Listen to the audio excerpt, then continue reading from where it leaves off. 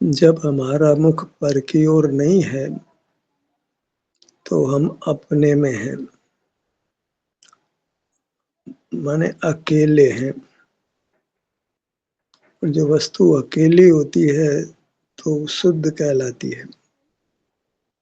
दूसरा साथ में है, कोई मिला हुआ है तो अशुद्धता कहलाती है। जब मुख पर की ओर नहीं है, हम अपने में हैं, वह स्वस्थ स्थिति है। वास्तव में उस समय हम ही होते हैं, दूसरा कोई ज्ञान का विषय नहीं बनता है। दूसरा होता ही नहीं है, आप ही होते हो और आपकी सुखद वितराग स्थिति होती है। वही सिद्ध अवस्था है, परमात्मा अवस्था है, शुद्ध अवस्था है।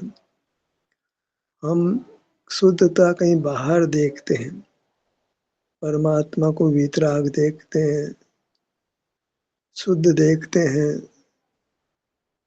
तो हम अपने शुद्धता को खो देते हैं। हम अकेले नहीं होते, सामने कोई दूसरा होता है, वही अशुद्धता है। दूसरे को आदर्श देखना, वही हमारी अशुद्धता है, क्योंकि उससे प्रमुखता होती है। हम अपने स्वरूप को खो देते हैं, एक अकेलेपन को खो देते हैं, शुद्धता को खो देते हैं। स्वर्ण अकेला ही हो तो शुद्ध कहलाता है, कोई भी धातु अकेली हो तो शुद्ध कहलाती है। पानी भी अकेला हो तो शुद्ध कहलाता है, अग्नि भी अकेली हो तो शुद्ध कहलाती है, पवन भी अकेला हो तो शुद्ध कहलाता है। हम भी अकेले कब होते हैं? जब किसी बाह्य पदार्थ को नहीं जान रहे होते। तो हमारी शुद्धता क्या है कि हम पर को जान रहे हैं। तो पर ज्ञान में ज्ञेयाकार रूप से हमारे में मिला होता है और उस समय नियम से रागादि दोष उत्पन्न होकर मूर्त का बंधन होता है और अशुद्धता हो जाती है। पर का जानना हो, राग भी हो, पर पुद्गल का बंध नहीं हो तो शुद्धता बनी रहे, पर ऐसा होता नहीं है। राग एक प्रकार का मूर्त परिणाम है। मूर्त के उदय से होने से, मोह के उदय से होने से वह मूर्तिक कहने में आता है और वह मूर्तिकता जो भले उपचार से हो, उससे मूर्त बन जाता है।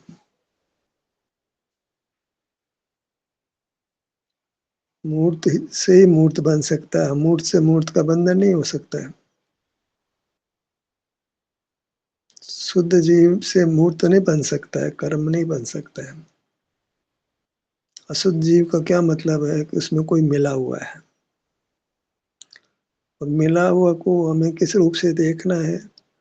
ज्ञान में हमारे पर्याय में ज्ञेय आकार हुआ, तो जैसे मानो दर्पण में चिड़िया है, पानी में शेर का प्रतिबिंब है, तो ऐसे हमारे में ज्ञेय का प्रतिबिंब है। तो दर्पण दर्पण जैसा ही नहीं लगता है। दूर से देखो ना तो हमको व्यक्ति दिखाई देता है, दर्पण नहीं दिखाई देता है। पास जाए तो पता लगता है, अरे तो दर्पण का प्रतिबिंब है, वहाँ दर्पण ही दिखता है। फिर ऐसी नजर खराब है कि हमको दर्पण नहीं दिखता, पदार्थ दिखता है, जबकि वहाँ दर्पण ही है। उसको हम दर्पण की अशुद्धता नहीं मानते हैं, दर्पण का स्वरूप ही मानते हैं। पीछे ललाई लगी है तो वास्तव में वो स्वरूप ही है।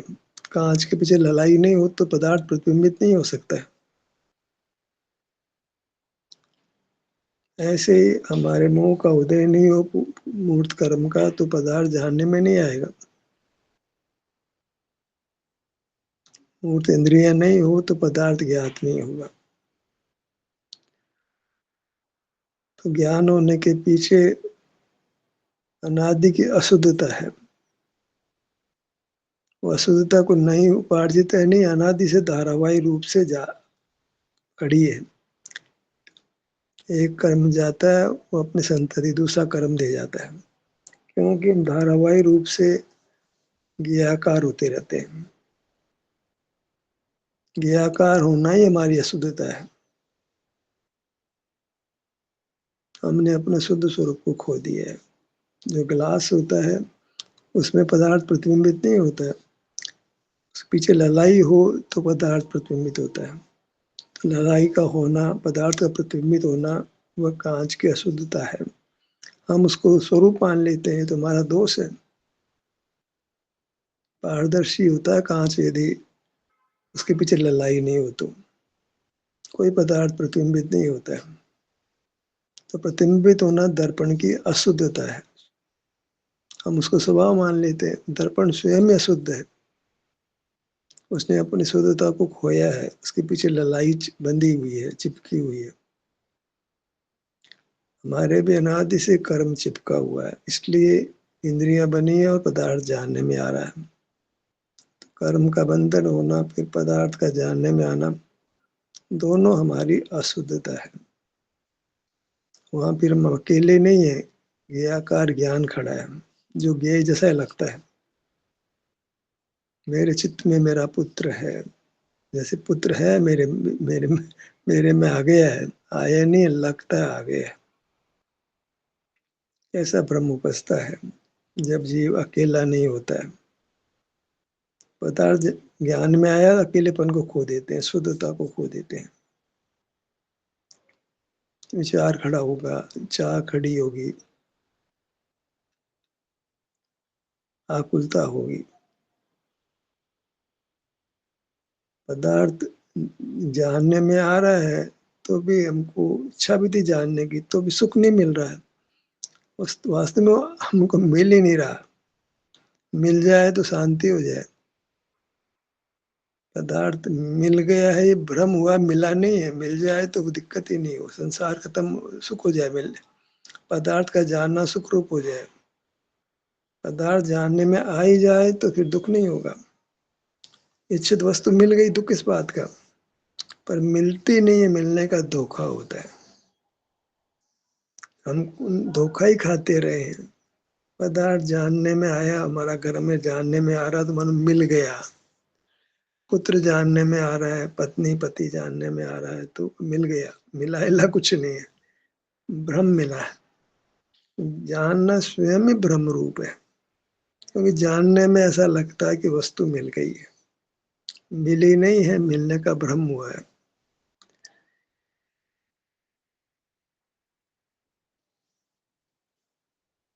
हम धर्म के नाम पर प्रथम ही किसी को आदर्श बनाते हैं, दूसरे को खड़ा करते हैं, हमारे ज्ञान में अशुद्धता को खड़ी करते हैं। पंच परमेश्वर को आदर्श बनाते हैं। अरण सिद्ध का तो कोई रूप है, उसमें बना दिया हमने, प्रतिमा बना दी। अब आचार्य साधु उपाध्याय, इन तीन का भाव कैसे जानेंगे हम? क्योंकि ये तो असंयम दशा में, माने इंद्रिय ज्ञान में देखे जाते हैं। इनके साथ तो अशुद्धता लगी हुई है, तो उस अशुद्धता में, इंद्रिय ज्ञान में उनको कौन सी कषाय हो जाती है, अनंत अनुबंधी होती है, क्या प्रत्याख्यान होती है, प्रत्याख्यान होती है, संजोग, हम क्या जाने। तो वास्तव में वो आचार्य उपाध्याय साधु कहलाने लायक है या नहीं, हम कैसे जान सकते हैं? तो अंधेरे में उनको हाथ जोड़ते हैं, क्योंकि उनका परिणाम तो हमको अनुभव में नहीं आ सकता है। क्योंकि ये चारों कषाएं तीव्र भी होती है, मंद भी होती है। तीव्रता के हिसाब से माप नहीं होता है, और कब टूट कर वो अपना अनुभव कर लेते हैं वो हमको दिखाई नहीं पड़ता। कि अनुभूति दिखती नहीं है, इंद्रिय ज्ञान तो दिखता है। अनुभूति दिखती नहीं, इंद्रिय ज्ञान तो स्थूल है, हमको दिखता है, अनुमान से जान सकते हैं, और उसमें दोष नहीं है। पता लग जाता है कि जो आंखें खुली तो देख रहा है वो, पर इसने आंखें बंद भी कर ले, अंदर में ज्ञाकार ज्ञान बन रहा है विचार के द्वारा, और उस कारण से उसको राग द्वेष भी पनप रहा है, विचार हो रहा है, अशांति हो रही है, और वो घुट रही है अंदर में, निरंतर चल रही धारावाहिक रूप से। हम तो देखे आंखें बंद है, अंदर क्या चल रहा है हम क्या जाने। तो वह उनका आदर्श मानना कहाँ टिकता है? वो आचार्य उपाध्याय साधु का आदर्श बनना कहाँ टिकता है? सिद्ध परमात्मा तो सामने ही नहीं है, अनंत परमात्मा भी कहाँ सामने, प्रतिमा मात्र है। और वह स्पष्ट ही पुद्गल है, और पुद्गल तो संसार यात्रा का निमित्त होता है। ये तो आगम वचन है। पुद्गल को देखने जाने से पुद्गल कर्म का बंद होता है। तो कैसे किसके पर को कैसे आदर्श बना सकते हैं? सिद्ध अमूर्त है, वो ज्ञान के विषय नहीं बनते हैं। अनंत की मूर्त प्रतिमा को बनाते हैं तो मूर्त के जानने से मूर्त बनता है। और आचार्य उपाध्याय साधु के भाव की हम परीक्षा नहीं कर सकते। आंखें बंद करके देखें तो क्या, बहुधा तो आंखें खुली देखते हैं, और बंद भी हो तो अंदर में क्या चल रहा है हमें क्या मालूम? कैसे प्रमाण कर लें कि ये भावलिंगी संत है? ऐसे ही अंधेरे में मोक्ष मार्ग चलाएं क्या? और पराश्रय तो पक्का ही है, पराधीनता तो पक्की है, क्योंकि पर का आश्रय हो रहा है। पर के आश्रय का नाम में पराधीनता है। पराधीनता को सिर पे सिंह थोड़ी उगते। पर को जान रहे यही पराधीनता है। स्वयं में अनुभव, अपना अनुभव कर रहे हैं, वो स्वाधीनता है। पर को जानना तो प्रकट ही पराश्रय है, और वो तो हमारे हिसाब से अनंतों को भी और असिद्धों को भी हो रहा है, तो हो गया कल्याण। तो पराश्रय तो उनका स्थायी हो गया उनको। तो हम तो फिर भी सब शरीर के सुख दुख के अनुभव रूप होते हैं, तो उसमें पर का जानना नहीं होता, तो हम तो शुद्धता बन जाती है। पर जो सबको जान रहा है उसको तो शुद्धता बनती ही नहीं है। ये आकार ज्ञान तो खड़ा है, या गे तो खड़ा है, तो उसी का नाम तो शुद्ध है। कोई दूसरा खड़ा है उसी का नाम तो शुद्ध है, कोई अदरवाइज को अंदर में एक थोड़ी हो जाएगा। ज्ञान में गे है तो वही तो शुद्धता है। जीव में, जीव ज्ञान स्वरूप है, उसमें गे है, तो गे है तो शुद्धता कहाँ रही? पर वस्तु तो आनी नहीं, गे ज्ञान के रूप में तो पर वस्तु हमारे भीतर आती है, उससे तो फिर कर्म बनता है। शुद्धता कहाँ रही? शुद्धता तो तब कहलाती है जब केवल आप और किसी प्रकार से दूसरा नहीं हो, और किसी भी प्रकार से दूसरा तो शुद्धता कहलाएगी, अकेली वस्तु नहीं रहेगी। पर का जानना में पर तो खड़ा है हमारे ज्ञान में, तो पर का ज्ञान में खड़े रहना वही हमारे को शुद्ध कर देता है। अकेला नहीं रहने देता, वो दूसरा भी खड़ा है। तो दूसरा खड़ा है तो राग खड़ा है, बंध खड़ा है, संसार ही खड़ा है। क्या किया जाए कि हम शुद्धता हमारे में से प्रसिद्ध हो, प्रकट हो, कि हमारा आदर्श हमारी मूर्त हो। जब अपना अनुभव रूप रहना है, अंतर्मुख रहना है, अंतर्मुख कहें स्वयं रहन रूप कहें, तो जिसके सन्मुख हो वो हमारा आदर्श होना चाहिए, तब तो सन्मुख होंगे। आदर्श तो बाहर खड़ा है तो बाहर ही जाएगा ना, आदर्श की ओर देखेंगे हम तो हमारी मूर्ति है जो सिर से पांव तक विस्तार को प्राप्त है, ये हमारा आदर्श हो। आदर्श बदलना पड़ेगा। हरण सिद्ध को हमने आदर्श बनाया, वहां तो पराधीनता है, पराश्रय है, वो तो राग की स्थिति है, भक्ति का परिणाम आएगा, अपने को पामर मानेंगे। प्रभु पतित पावन में अपावन, चरण आयु शरण जी। वहां तो पराश्रय पक्का ही है, स्वरूप का अनुभव है ही नहीं, और वहां ही तीसरी हो जाती है, उसके आगे गति नहीं होती है। बढ़ना तो संभव ही नहीं है। अपने में ठहरते हैं तो भी अकेले होते हैं, शुद्ध होते हैं, वही तो वांछा है। हम क्या चाहते हैं ये तो पता लगे। जब हम ही हों बस, दूसरा नहीं हो, तो हम शुद्ध कहलाएंगे। हम ही होते हैं, दूसरा नहीं, कब नहीं होता है? जब हम अपना अनुभव करते हैं तो पर का जानना रुक जाता है, हम ही रह जाते हैं। पर का जानना ही तो उसी हिसाब से, तो ऐसे तो गेय माने प्रवेश करता है, और गेय आता कहाँ से है? ये तो गेय में रहता है। पर के जानने रूप ही गेय हमारे भीतर आता है, और हमारी शुद्धता को खत्म कर देता है। हम अकेले नहीं रहते। कोई व्यक्ति को किसी से बहुत प्रेम हो गया, माता को पुत्र से, स्त्री को अपने पति से, या पति को पत्नी के प्रति, भाई को भाई के प्रति, भाई को बहन के प्रति, तो वो ज्ञान का ज्ञेय आकार बनता है। वो ज्ञान में वही वो आता है, तो स्वरूप कहाँ से आएगा? एक तलवार में दो म्यान नहीं आ सकती है। तो पर का ज्ञान में आना ही अशुद्धता हो जाती है, और आदर्श बनाएंगे तो ज्ञान में तो आएगा वो। पर को आदर्श बनाते ही शुद्धता खत्म होती है। अब राम को बनाओ, महावीर को बनाओ, सिमंदर को बनाओ, पार्शनाथ को बनाओ, बनाते ही अशुद्धता होती है। क्या होगा हमारे व्यवहार का, क्या होगा, प्रश्न तो ये है ना। पर व्यवहार से जब तक है तब तक मोक्ष मार्ग है नहीं है। मोक्ष मार्ग तो व्यवहार अतीत होना है।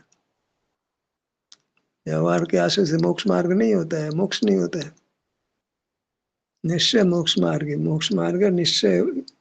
वो मोक्ष में निश्चय स्वरूप ही है, स्वयं के आश्रय रूप है। तो मोक्ष में पर का ज्ञान नहीं होता है, ये तो हर तरह से युक्ति से अनुभव से सिद्ध होता है।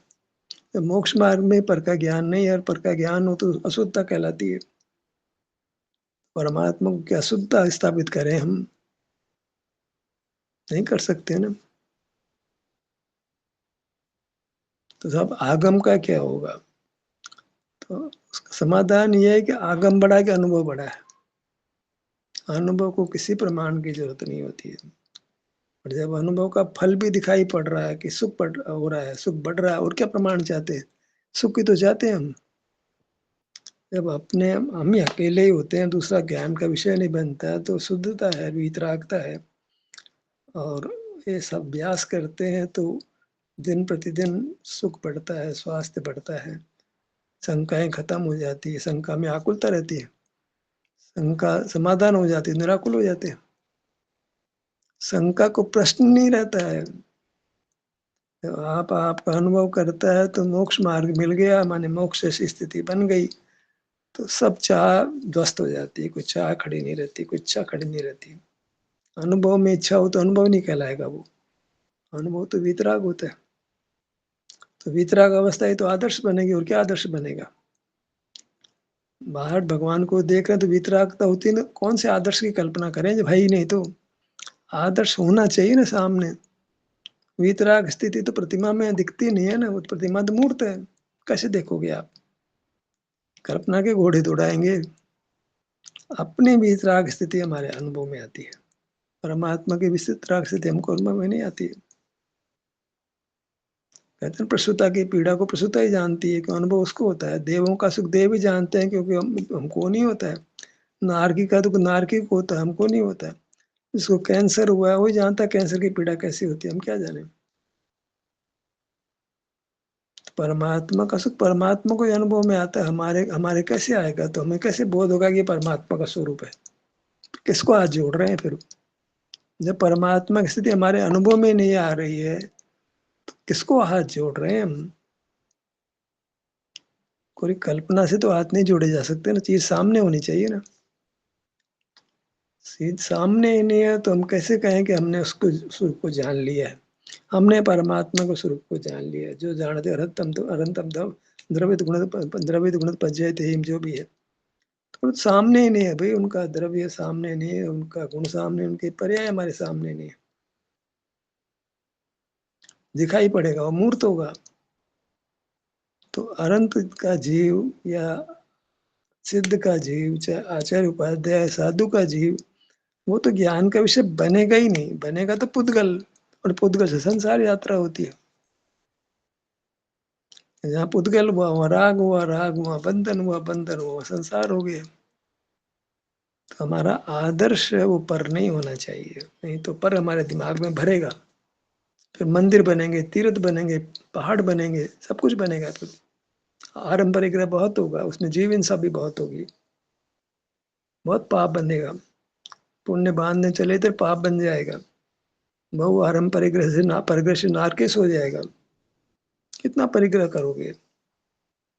अणुमात्र का परिग्रह हो तो भी मोक्ष मार्ग, मोक्ष की पूर्णता नहीं होती है। अणुमात्र परिग्रह तो मुनि अवस्था नहीं होती भाई। जिसको अणुमात्र परिग्रह है वो मुनि नहीं है। भगवान होना तो बहुत दूर की बात है, अनंत होना बहुत दूर की बात है। अरे अणुमात्र में ममत्व है, मूर्छा है, तो सम्यक दृष्टि नहीं है, तो मिथ्या दृष्टि है, पर को अपना मान रहा है। पर अपना होता नहीं है, किसी प्रकार नहीं होता है। कोई प्रकार नहीं अपना होने का। हर व्यक्ति हर पदार्थ अपना स्वयं का स्वामी होता है, मतलब उसका अस्तित्व उसमें है, हमारे में नहीं है। उसकी पृथकता कायम रहती है, उसका अस्तित्व कायम रहता है, उसका अस्तित्व सर्वथा पृथक ही रहता है। जैसे कमरे में 4 बल्ब, सबका प्रकाश पृथक ही रहता है। हमको दिखता है कि सब मिल गए, कोई मिला नहीं। हर पदार्थ अपनी पर्याय में रहता है, दूसरे के पर्याय को छूता भी नहीं है, छू सकता ही नहीं है, पदार्थ एक हो जाएगा। बंधन है वो एक अलग बात है। इसका बंधन का मतलब ये नहीं है कि दो द्रव्यों की एक पर्याय हो गई होगी। दो पदार्थों के दो ही पर्याय है। दो पदार्थ एक पदार्थ नहीं बने, दो पर्याय, दो पदार्थ दो पर्याय हुई, फिर भी बंधन है। और वो अशुद्धता है। उस शुद्धता का मूल कारण क्या है जीव के संदर्भ में? कि ज्ञान में दूसरा पदार्थ है। ज्ञान में दूसरा पदार्थ तो भी ज्ञान सिद्ध होता नहीं, ज्ञान सिद्ध नहीं होता है। तो ज्ञान है तो अशुद्धता है। जीव में ज्ञान का को विराम हो जाना, भाव हो जाना, वही शुद्ध अवस्था है। जब तक ज्ञान का सद्भाव है तब तक अशुद्धता है। क्यों? ज्ञान है तो ज्ञेय है, ज्ञेय है तो शुद्धता हो गई। अकेले नहीं रहे हम। परमात्मा में तो सारा लोकालोक भरा पड़ा है, तो शुद्धता कहाँ है? अकेले हो तो शुद्धता है। और अकेले की स्थिति स्वसंवेदन में होती है। तो हम तो शुद्ध कहलाएंगे जब अनुभव कर रहे हैं। तो भगवान को अगर लोकालोक का जानना हो रहा है, सर्वज्ञता है, तो उनके तो निश्चित ही अशुद्धता है। तो सिद्ध भगवान हमारे आदर्श नहीं बन सकते हैं, क्यों? वो तो अशुद्ध है। और हमारे अनुभव की स्थिति है, वो तो वीतराग स्थिति है, वो हमारा आदर्श है। तो आदर्श चाहिए हमको, तो अपने मूर्त को अनुभव में ले। हमारे में बस केवल अपनी मूर्त हो, बस, और कुछ भी नहीं हो। वो कुछ हो ही नहीं रहा। जब अपने मूर्त अनुभव में है, दूसरा कुछ हो ही नहीं सकता है। एक म्यान में दो तलवार आ ही नहीं सकती है। चाहे लाख कोशिश करो तो नहीं आएगी। आप लाख कोशिश करोगे स्व का जाना पर, स्व का अनुभव पर का जानना एक साथ हो जाए, वो होगा ही नहीं। स्व पर प्रकाशकता तो एक साथ हो ही नहीं सकती है। और स्व का तो प्रकाश होता ही नहीं, स्व का संवेदन होता है। प्रकाश नाम तो जानने का ही, प्रकाशित होने का है। यहाँ कुछ प्रकाशित नहीं होता, तो सुख का अनुभव होता है। यहाँ तो सुख भी है, प्रकाश भी है, ऐसा दो धर्म जीव में नहीं है। प्रतिभास भी है, सुख भी, ऐसा नहीं है। स्व प्रतिभास पर प्रतिभास, पर का प्रतिभास में भी पर नहीं है। बस व्यवहार से पर का प्रतिभास कहलाता है वो। और व्यवहार है, वहां संसार मार्ग है। हमको व्यवहारातीत होना ही पड़ेगा। उसके लिए मुनि बनने की अभी आवश्यकता नहीं है। भगवान बनने की आवश्यकता नहीं व्यवहारातीत होने के लिए, क्योंकि क्षण क्षण हमको काम होना है। दो समय की पर्याय एक साथ नहीं होती है। एक एक क्षण करके ही काल बढ़ता है आगे। बस एक समय हमने अपने शरीर का एहसास किया, वितरागता हुई, शुद्धता हुई, बात पूरी हो गई। इससे अधिक कोई कामना इच्छा करना ही नहीं है, कोई चाह करना ही नहीं है। नहीं तो हमने अनुभूति के स्वरूप को समझा नहीं है। जब दृष्टि अपने पर पड़ी, तो वो जिस पे पड़ी है वही परमात्मा है, क्योंकि अकेला है वो, वहां दूसरा कोई नहीं है। तो कहाँ परमात्मा को ढूंढते हैं? मंदिरों में, तीर्थों में। आपकी मूर्त पर आपकी दृष्टि पड़ना, तो वो दृष्टि अपनी मूर्त को शुद्ध देखती है, शुद्ध पाती है। देखती है नहीं, पाती है। वहाँ कोई दूसरा नहीं है, आप ही हो। एकांत आप ही हो, और आप अकेले हो। उस समय आपका पुत्र है, आपका पति है, आपकी पत्नी है, आनंद सिद्ध है, कोई नहीं है। आप ही होते हो। जो अकेला ही है उसको शुद्ध कहने में आता है। शुद्ध ही हमारा आदर्श होना चाहिए। जब आप में आप ही है तो शुद्धता है, और आप में भगवान का चिंतन है तो अशुद्धता हो गई। एक में दूसरा हुआ, शुद्धता हो गई। पानी में आप केवड़ा गुलाब जल डालो तो अशुद्ध हो गया। सब केवड़ा तो अच्छी चीज है, पानी तो सस्ता होता है, केवड़ा तो महंगा होता है। दूध में केसर डाल दिया, दूध शुद्ध नहीं रहा। केसर तो बहुत महंगी होती है जी, दूध शुद्ध नहीं रहा। हमारे में सिद्ध परमात्मा का, अनंत परमात्मा का हमने ज्ञान किया, तो शुद्धता खत्म हो गई। सब भगवान तो अच्छे हैं, हमसे अच्छे हैं, तो फिर तो शुद्धता बढ़नी चाहिए, घटनी क्यों घट क्यों रही है? दूध शुद्ध नहीं रहा, उसमें केसर डाली तो भी नहीं रहा। उसमें मोती पिष्टी डालो, जो बहुत महंगी, स्वर्ण पिष्टी डालो जो बहुत महंगी हो। डायमंड की पिस्ती का भी जो है, पिस्ती बना कोई बनाए को डाले तो वो पदार्थ अशुद्ध हो जाएगा। पहली बात तो हमारे ज्ञान में ज्ञेयाकार ही बन के शुद्धि हो जाती है, ज्ञेय के तो आने की बात ही दूर रही। ज्ञेयाकार ज्ञान का होना ही हमको अकेलेपन को खत्म कर देता है। यहाँ पर का चिंतवन हुआ, बैठे बैठे थे दुश्मन याद आने लग गया, इसने हमारा नुकसान करने में कारण, जिसने हमारा नुकसान किया व्यवहार से, तो हम आकुल व्याकुल होने लग जाते याद करते ही। जिसको किसी के प्रति भय हो तो उसका दिमाग में आते ही कांपने लग जाए। कई मरीज देखोगे माइंड मेंटल हॉस्पिटल में, तो वो क्यों बैठे बैठे कांपने लग जाते हैं, आंखें लाल हो जाती है और मारने को दौड़ते हैं। क्या हो रहा है भाई? बस कोई उनका दुश्मन उनके चित्त में आया नहीं, फटफटाने लगते हो। और कोई जिसके प्रति प्रीति रही हो, उसको याद आते ही तो आंसू बहाने लग जाए, रोने लग जाए, मुस्कुराने लग जाए, मतलब रूप बिगड़ जाएगा। ज्ञान में दूसरा आते ही अशुद्धता होकर के हमारे भीतर आखता हमारा सुख चला जाता है। तो हमने आदर्श के नाम पे भी पर को अपने भीतर नहीं आने देना है,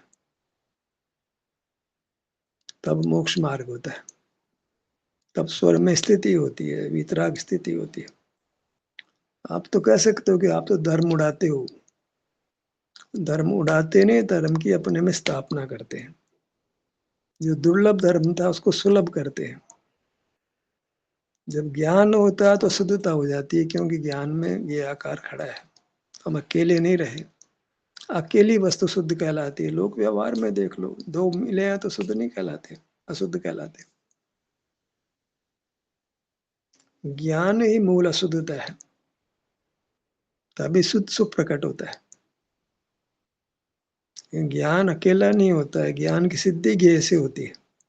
और आप ज्ञेय नहीं है, आप तो आनंद है, किसी के ज्ञान के विषय बनते नहीं है। अमूर्त ज्ञान का विषय बन नहीं सकता है।